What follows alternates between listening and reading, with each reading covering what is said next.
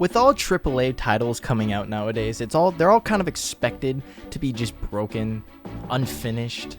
You gotta wait months just to play it properly. I'm looking at you, Vanguard!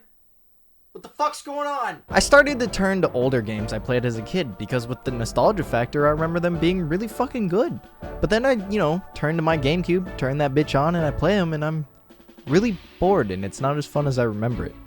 So with this video, I want to try something. I want to look back at some of my favorite games I played as a kid and see if they still hold up to today. Also, I don't have friends, so most of the games I'm going to be talking about are just going to be single player games because I'm very alone. Please hit me up on Instagram at SlippyJToad. Starting off with one of my favorite GameCube games of all time, we're gonna be looking at Kirbys Air Ride.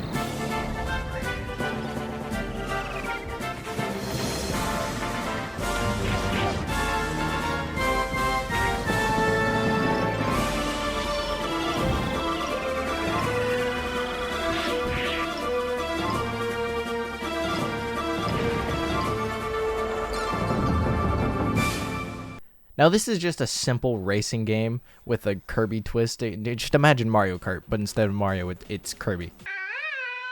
It's great. As a kid, I loved it, exploring the levels and jamming out to the soundtrack, because just listen to it. Fuck yeah.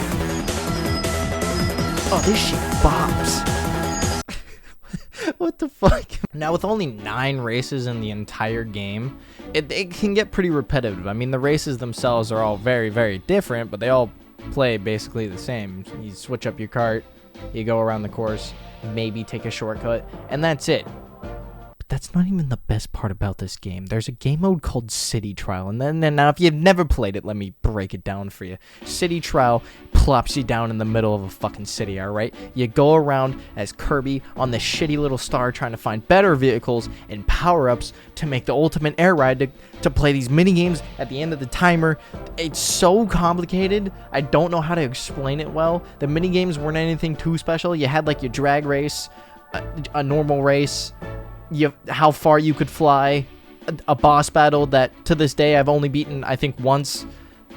It's great, alright? As a kid, I loved it. Right now, it got boring after like 2 playthroughs, I think. It's not anything too special, there's just a lot of intricacies in it, I guess.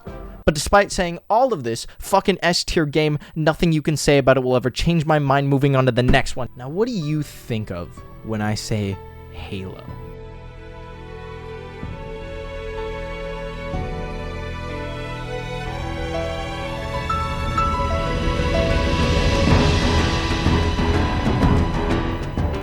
Because what I think about is the campaigns from 2 and 3.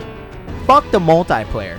We got some fucking classics here. Now, I don't really have friends to go play split screen, so obviously I'm only going to be speaking about the campaigns here. But Jesus Christ, these campaigns were so much fun. The music, the fucking level design, the enemies, the super confusing story that as a kid I never really fully understand, and even to this day, no matter how many Halo lore videos I watch, I still don't fucking understand it. But the campaigns, 2 and 3's campaigns will never be beat. Take the feeling you got from the last level of Halo 3. Driving on the Warthog, everything's fucking blowing up around you. Cortana's yelling at you with a flutter everywhere. You gotta drive as fast as you can, and the music in the background is fucking blasting out.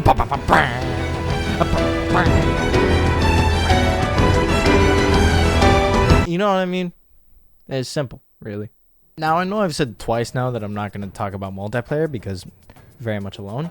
I am going to touch on it just a little bit just to prove my point that this game is just fucking perfect. I mean, you got to remember spending hours a day with friends, creating certain game modes or fucking around with them until like you pass out from a lack of sleep. I tried playing Halo 3's multiplayer on the Master Chief Collection, but it really doesn't give me the same serotonin that I got playing split screen on my friend's couch when I was like 12 or 14.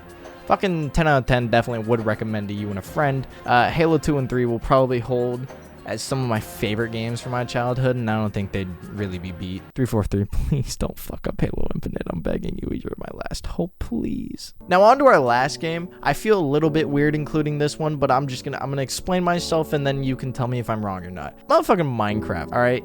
Now I know Minecraft is still one of, if not the most popular games out right now, and I still play it like it's my goddamn job. but I want to talk about how much I remember the first couple years of its like release and the YouTubers I watched and the community and all that. Do you remember your first world? The feeling, making your first house and surviving the first night?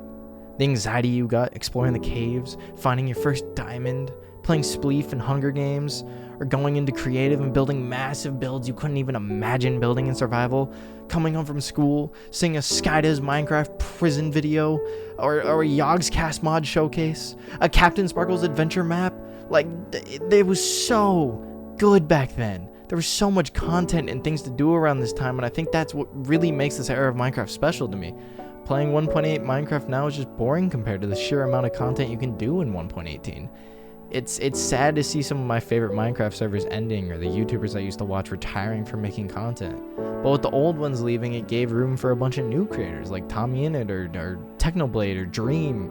These new creators and the new content they have in Minecraft is creating a whole bunch of memories for these kids that they'll remember in 10 fucking years or something. Just the way I'm remembering my childhood playing Minecraft right now. With all that being said, the memories I made playing Minecraft as a kid will never be relived, and the fun I've had on older versions of the game will never feel the same. I think the game and the community around it is better than what it used to be. I know the title of this video is Nostalgia Ruins Everything, and to an extent I still think that's true, but to be honest, a lot of games from your childhood are still good, but the memories you've had playing them will never be beat.